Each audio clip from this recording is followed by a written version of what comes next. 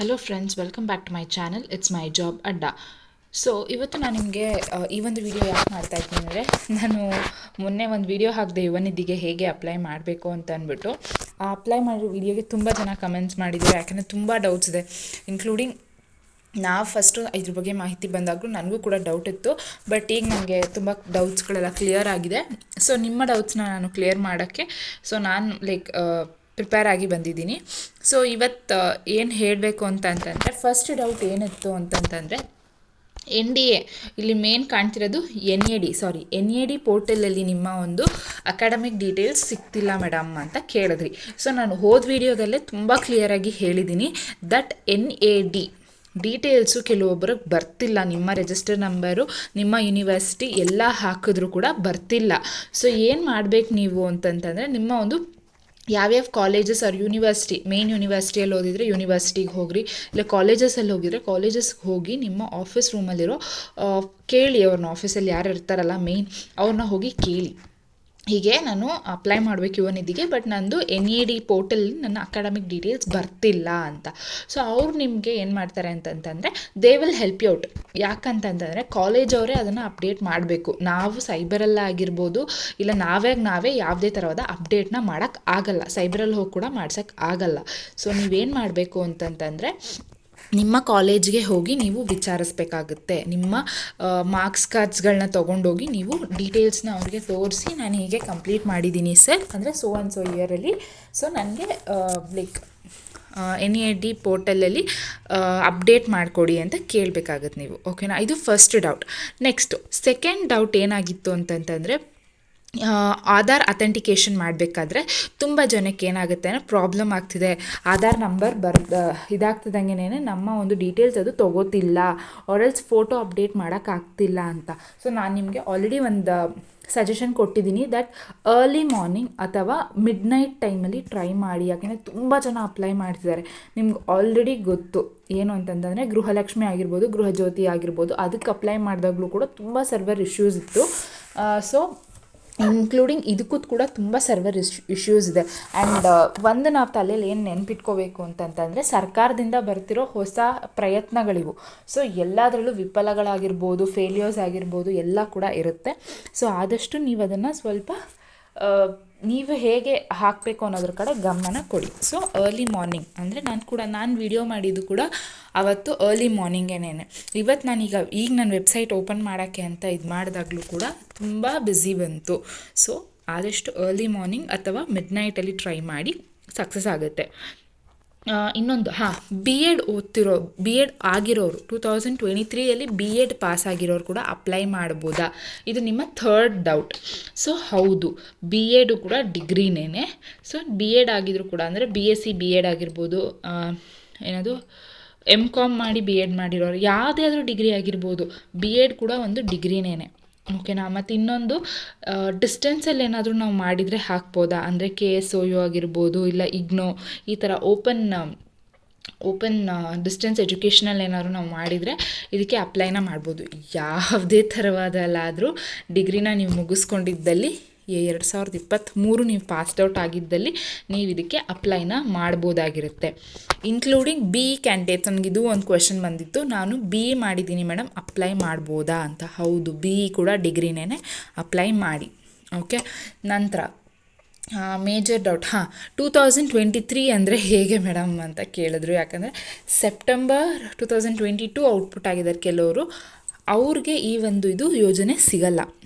ಸರ್ಕಾರದವರು ಕರೆಕ್ಟಾಗಿ ಮೆನ್ಷನ್ ಮಾಡಿದ್ದಾರೆ, 2023ನೇ ಸಾಲಲ್ಲಿ ಯಾರು ಪಾಸ್ಡ್ ಔಟ್ ಆಗಿರ್ತಾರೋ ಅವ್ರಿಗೆ ಮಾತ್ರ ಅಂತ.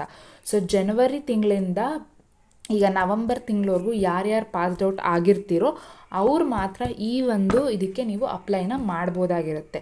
ಸೊ ಯಾರ್ಯಾರು ಅಪ್ಲೈ ಮಾಡ್ತಾಯಿದ್ದೀರೋ ಈ ಒಂದು ಇದನ್ನು ತಲೆಯಲ್ಲಿ ಇಟ್ಕೊಂಡು ನೆನ್ಪಿಟ್ಕೊಂಡು ಅಪ್ಲೈ ಮಾಡಿ. ಓಕೆ. ಇದು next fifth or sixth doubt ಏನು ಅಂತಂತಂದರೆ, ಆಲ್ರೆಡಿ ಎಜುಕೇಷನ್ ಮಾಡ್ತಾಯಿದ್ದೀನಿ ಮೇಡಮ್, ಇಲ್ಲ ನೆಕ್ಸ್ಟ್ ಮಂತ್ ಸೇರ್ಕೋಬೇಕು ಅಂದ್ಕೊಂಡಿದ್ದೀನಿ. ಯಾರೋ ಕೆಲವೊಬ್ರು, ಯಾಕೆ ಅಂತಂದರೆ KSOU ಅಲ್ಲಿ ಜನವರಿ ಸೈಕಲ್ದು ಅಡ್ಮಿಷನ್ ಸ್ಟಾರ್ಟ್ ಆಗುತ್ತೆ. ತುಂಬ ಜನ ಡಿಸ್ಟೆನ್ಸ್ ಎಜುಕೇಷನ್ ಸೇರ್ಕೋಬೇಕು ಅಂತ ಇರ್ತೀರ, ಡಬಲ್ ಡಿಗ್ರಿ MSc ಆಗಿರ್ಬೋದು, MCom ಆಗಿರ್ಬೋದು, ಯಾವುದಾದ್ರೂ ಆಗಿರ್ಬೋದು ಡಿಗ್ರಿಗೆ ಸೇರ್ಕೋಬೇಕು ಅಂತ ಇರ್ತೀರ. ಸೊ ಅಂಥವ್ರು ಏನು ಮಾಡೋದು ಮೇಡಮ್ ಅಂತ ಕೇಳಿದ್ರಿ. ಸೊ ಅಂಥವ್ರಿಗೂ ಕೂಡ ನಾನು ಏನು ಹೇಳೋದು ಅಂತಂದರೆ, ದಯವಿಟ್ಟು ಮಾಡೋಕ್ಕೆ ಹೋಗಬೇಡಿ. ಯಾಕೆ ಅಂತಂತಂದರೆ, ಇಲ್ಲಿ ಆಲ್ರೆಡಿ ಕೆಳಗಡೆ ಅವರು ಡಿಕ್ಲರೇಷನಲ್ಲೇ ಕೊಟ್ಟಿದ್ದಾರೆ ದಟ್ ಕೆಳಗಡೆ ಅಲ್ಲ, sorry, here, information provided in the application as per UNED guidelines is true to the best of my knowledge and if it is proved false I will be liable for legal action and cancellation of my application and benefits.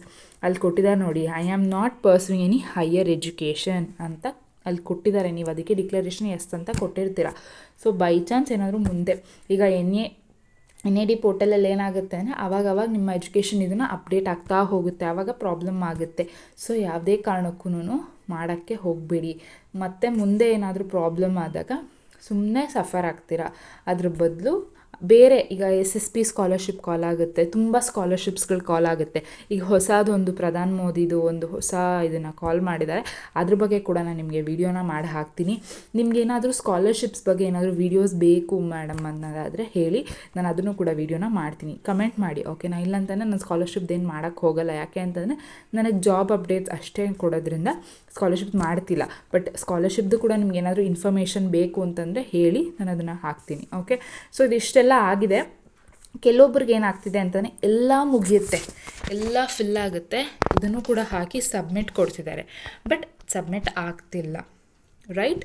So ನಾನು ಆವಾಗಲೇ ಹೇಳಿದೆ, ಇದನ್ನು ಹೇಳಬೇಕಾದ್ರೇನೆ ಏನಾಗುತ್ತೆ ಅಂತಂತಂದರೆ 3 ಡೇಸ್ದು ಡ್ರಾಫ್ಟಲ್ಲಿ save ಆಗುತ್ತೆ. Application ಕ್ರೆಫ್ಟ್ ಇನ್ draft mode 3 ಡೇಸ್ವರೆಗೂ ಇರುತ್ತೆ. ಓಕೆನಾ? 3 days ಆದಮೇಲೆ ಆಟೋ ಡಿಲೀಟ್ ಆಗಿಬಿಡೋದು. ಸೊ 3 ಡೇಸ್ ಒಳಗಡೆ ನೀವು ನೋಡಿಕೊಂಡು ಯಾವಾಗ ಸರ್ವರ್ ಫ್ರೀ ಇರುತ್ತೆ ಅರ್ಲಿ ಮಾರ್ನಿಂಗ್ ಟೈಮ್ ಯಾವಾಗ ಫ್ರೀ ಇರುತ್ತೋ ಅವಾಗ ನೀವು ಅಪ್ಲೋಡ್ನ ಮಾಡಿಬಿಡಿ. ಓಕೆ, ನೆಕ್ಸ್ಟು ಇದೆಲ್ಲ ಆಯಿತು ಮೇಡಮ್. ನೆಕ್ಸ್ಟ್ ಏನು ಮಾಡೋದು?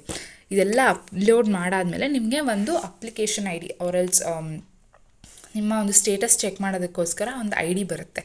ಆ IDನ ನೀವು ಕಾಪಿ ಮಾಡ್ಕೋಬೇಕಾಗುತ್ತೆ. ಕಾಪಿ ಮಾಡಿಕೊಂಡು ಇಲ್ಲಿ ನೋಡಿ, ಇಲ್ಲಿ ಬ್ಲೂ ಕಲರ್ ಇದರಲ್ಲಿ ವ್ಯೂ ಅಪ್ಲಿಕೇಶನ್ ಸ್ಟೇಟಸ್ ಅಂತ ಇದೆ. ಜಸ್ಟ್ ಕ್ಲಿಕ್ ಮಾಡಿದ್ರೆ ಟ್ರ್ಯಾಕ್ ಯುವರ್ ಅಪ್ಲಿಕೇಶನ್ ಸ್ಟೇಟಸ್ ಅಂತ ಬರುತ್ತೆ, ವ್ಯೂ ಇನ್ಕಂಪ್ಲೀಟ್ ಅಪ್ಲಿಕೇಶನ್ ಅಂತ ಬರುತ್ತೆ. ಸೊ ಇವೆರಡರಲ್ಲಿ ನೀವು ಒಂದನ್ನು ಕ್ಲಿಕ್ ಮಾಡ್ಕೊಳ್ಳಿ, ಟ್ರ್ಯಾಕ್ ಯುವರ್ ಅಪ್ಲಿಕೇಶನ್ ಸ್ಟೇಟಸ್ ಅಂತ. ಸೊ ಸ್ಟೇಟಸ್ ಇಲ್ಲಿ ಬರುತ್ತೆ. ಸ್ಟೇಟಸ್ ಹೇಗೆ ಅಂತಂದರೆ ವ್ಯೂ ಇಲ್ಲಿ ಫ್ರಮ್ ಡೇಟ್ ಟು ಡೇಟ್, ಓಕೆನಾ? ನಿಮ್ಮ ಒಂದು ರೆಫರೆನ್ಸ್ ನಂಬರ್ ಏನು ಬಂದಿರುತ್ತೋ ನೀವೆಲ್ಲದನ್ನು ಹಾಕಿ ಗೆಟ್ ಡೇಟಾ ಅಂತ ಹಾಕಿದ್ರೆ ನಿಮ್ಮ ಅಪ್ಲಿಕೇಶನ್ ಯಾವ ಒಂದು ಸ್ಟೇಟಸಲ್ಲಿದೆ ಅಂತ ಗೊತ್ತಾಗುತ್ತೆ ನಿಮಗೆ. ಓಕೆ, ಸೊ ಇದಿಷ್ಟು ಒಂದು ಮಾಹಿತಿ ಆಗಿರುತ್ತೆ.